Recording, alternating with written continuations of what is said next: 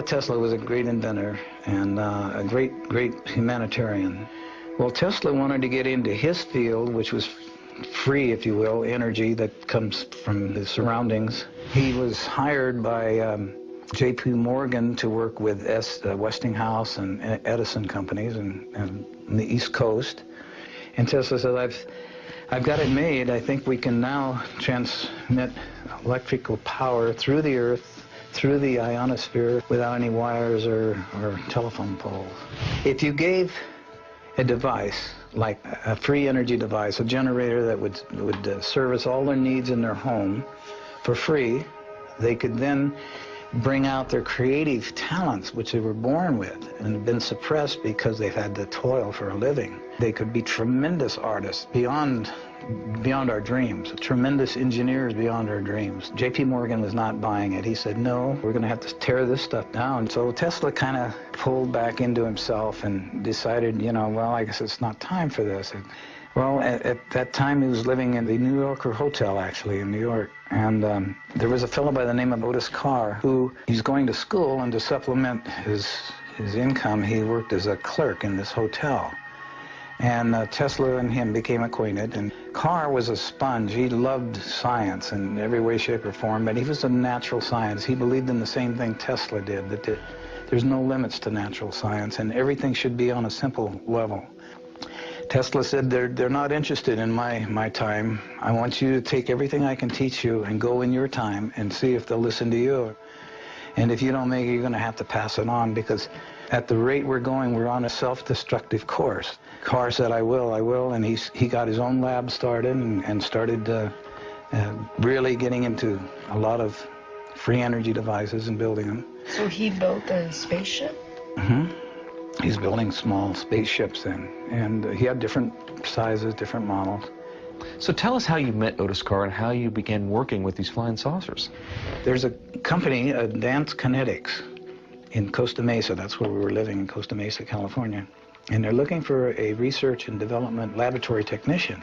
They gave me a job, they put me in the research lab, and I was inventing ideas all day long. I just loved it because I like to invent simple ways of doing hard things. And was Otis Carr working there too? No. I told some friends about this and what I was doing, and he said, well, come to our group. We've got a group here called Understanding. It was created by a gentleman by the name of Daniel Fry in California. We could talk about things that were unlimited, not limited. I said, my mission is to see that we have habitation and transportation in one vehicle. And he said, well, you sound like a guy that's back east getting in trouble right now. His name is Otis Carr.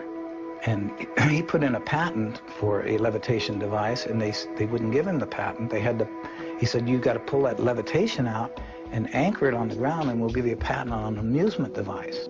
You cannot use levitation. They brought him out to California. They said, here's your lab. It was all built. It had living quarters. It had machine shops. It had. That's where you did most of your work, I imagine. And this is where you guys worked on the spaceship. Mm-hmm. Yeah. How long did it take to develop this craft? Day and night, 24/7, we were building these small prototypes, and they would range anywhere from 12 inches to 3 feet to 6 feet, to, in size. And they actually flew. They actually levitated. Oh yeah. And what was the source of the power? Well, it was magnetic in nature, and you were actually building these for people to sit in. I mean, not just models. These were prototypes just to prove what we wanted, and then graduate up to where human habitation could get on board and operate them. If you could explain to us very simply how this device, how these craft work. In those days, we had counter-rotating wheels, one going clockwise and another going counterclockwise. We had a capacitor, we had small magnets, and we had what's called a U-tron. It was a double tetrahedron. That's 2 ice cream cones put with the open ends together so that you have a diamond shape. And we had 12 of them around the periphery of the craft. And we had magnets, horseshoe magnets, 12 of those around the craft. So when you started rotating and counter-rotating, as these neutrons went through the field, they would act as a generator and a capacitor in themselves, and they would generate a lot of power, not necessarily electrical power, but vibrational power. When you get to the resonant frequency of your surroundings, it cancels everything out. It goes to a 0 point. And once you've reached 0 point, then you can go anywhere you want. And you have your own force field around the craft.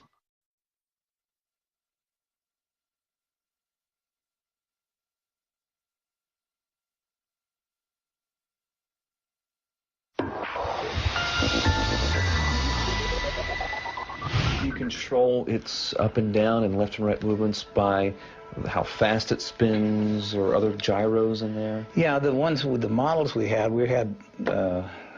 remotes, you know, to operate the models.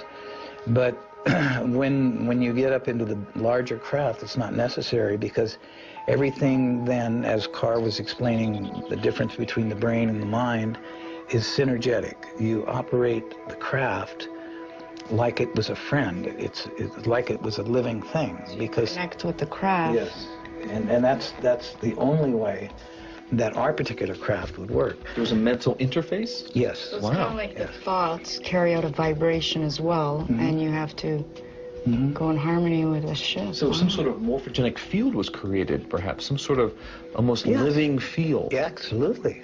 Ralph, have you had a chance to fly it yourself? Flying is an antiquated word when it comes to the type of spaceships that we were operating, because they don't conventionally fly. Or levitate. They levitate and they teleport. They move through this thing called time and space. They actually traverse through multi-dimensions. So you created an artificial gravity field, is it safe to say? Yeah, you could say that, yeah. Is this in any way related to the work of John Hutchinson and his anti-gravity experiments? Well, it's along the same lines. I know John, he's an associate of our group. And as I mentioned before, there's all forms of levitation. But where ours differs from John's is that in order to operate our craft, it takes spirit. It takes a synergy. You have to recognize the craft as an entity of life itself. It has a consciousness, if you will, of its own. What John is doing is wonderful. I'm glad he's discovered a tremendous field of levitation and the composition of metal and molecular structures. Ralph, can you tell us about your experience as being the co-pilot of one of these discs? Sure. The next stage up was the 45-foot craft. They had already designed and built it, and they wanted us to test it. So we got on board, and near the center of the craft was a giant crystal ball in a kind of a gyroscopic holder. Underneath that was a laser that came up through the bottom of this crystal. And as the light came up and dispersed around this crystal, it lit up the crystal from infrared all the way around to ultraviolet. And then Carr said, okay, guys, what I want you to do is just clear your brain and use your mind. So this is an experiment. And we're going to go outside and back in through what's known as time and space. And all you have to do is concentrate on what I'm about to tell you. We're going to go down range 10 miles. And that 10 miles downrange is equated to the vibratory rate of the color aquamarine. The colors just kind of dissolved and started turning into this brilliant aquamarine. And it lit up the whole ship. And then he said, okay, that's it, boys. Get out of the craft, and we're going to debriefing. And we looked at each other like, oh, I don't think it worked. We didn't go anywhere. We didn't do anything. And we said, well, it didn't work, did it? They said, why don't you guys empty your pockets? And we started pulling out sticks and stones and grass and stuff and putting them on the table. And I know we didn't have those going in. And where in the heck did this come from? And he said, well, you remember I told you about the brain has a limited capacity. It cannot believe beyond its jurisdiction. It doesn't want to believe anything beyond that. So you traveled with your mind, and it will come back to you, and then all these dots will be filled in as your life progresses. You'll remember what you did. It was in retrospect, I did go back now, and I do remember going and getting out of the craft. There was 3 of us. We walked down this ramp. We got out and we went over to a little hillside. I can see it right now. We picked up rocks and sticks, put them in our pockets, and we got back on board. I remember it now, but I didn't remember it then. It sounds like this technology is something that we have to be spiritually advanced enough to be Yes. able to use it. And Carr explained that as higher consciousness. He said, you've got to raise the consciousness. When you were operating this disc, did you notice or were you told that anything changed as far as the structure of the craft? There's a consistent expansion and contraction. It's almost so instantaneous that it's unnoticeable. And in one of the smaller demonstrations, we had a small model, aluminum model, and I could hear this hum, and it was just a beautiful, beautiful feeling while this thing was running, and I was touching it, and then it got more and more intense, and then I found like it was jello, and I could put my fingers on it like jello, and I looked at the other guys, and then I put my fingers inside this aluminum with my hand. I said, this is impossible, but I'm doing this, and I put it in and out of the craft. And Carr was over there because he said, yeah, they said, you're energy, and that's energy. And when you understand that, and you get a harmonic with energy, you get a balance, you can do anything. There's no limit. So the next day, he had another model, and we put it up, but he was going to accelerate beyond. He says, these retinas are like cameras, are flashing at milliseconds. And when you flash fast enough, things seemingly disappear. So with that in mind, here's our next demonstration. So we fired this one up, and we were all watching it, and I was getting ready to put my hand in it, and whew, the whole thing disappeared right in front of us. He said it's quite simple. Tesla did this all the time in his laboratory, and it's teleported. He said, well, where did it go? And he said, well, it might have landed on somebody's dining room table. I don't know. He says, I don't know yet where it went, and I don't know if it'll come back. Maybe it'll show up someday. Maybe it's gone. Maybe it's still there. But we just don't see it. So we don't see it, yeah, and it's out of our dimension. And he explained that the mind, when you tune yourself high enough and you get into the mind space instead of the brain space, instead of logic or instead of reasoning or instead of all those things, you just get up to a sense of knowing. You know who and what you are, that you're a created, immortal, infinite being, and we all are. And he said, everybody on this planet are gods by comparison, and they don't know it. They're asleep. And until they wake up, this is what our job is. We're making these toys, trying to get them to wake up, to realize there's no limits to what they can do. They don't have to live in servitude. They don't have to live in poverty. They've just been told that by people that unfortunately want to control things. Carr explained to us that the brain that we have operates this water vessel which we live in, but the energy that inhabits the vessel is who and what we are. We are energy. We're not bodies. The energy is all magnetic in nature. It's free in nature. We're swimming in energy.